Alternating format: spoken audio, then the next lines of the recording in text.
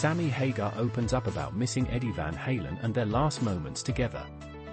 Imagine reconnecting with someone you shared a lifelong passion with, only to find that moment becomes a haunting memory when they're gone. Sammy Hagar recently shared a heartfelt story about his bond with Eddie Van Halen, revealing how their final reconnection brought both hope and heartbreak.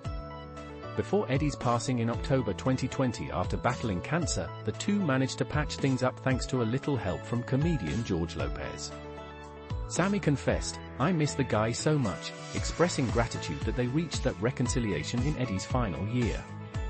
Eddie had told him, "Don't tell anyone about us talking, next year, we're gonna get together, we're gonna make some noise. Let me beat this shit, and let's do it." Eddie asked Sammy to keep their plans secret, even from his brother Van Halen, which Sammy admits might cause some turmoil among fans and bandmates.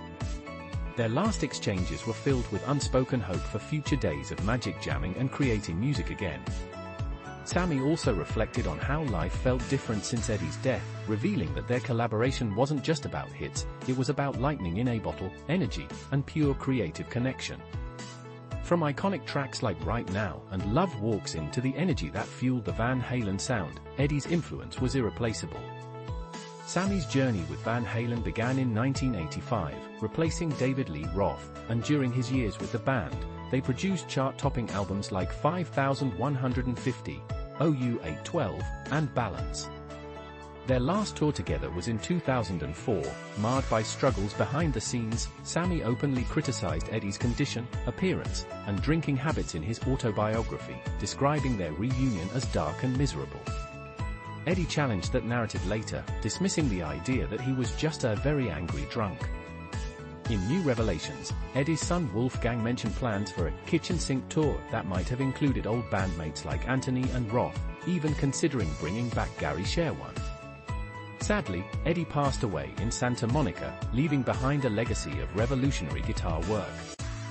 Sammy has reminisced openly about their relationship, recalling how they made peace just months before Eddie's death, a moment that brought relief amid the grief.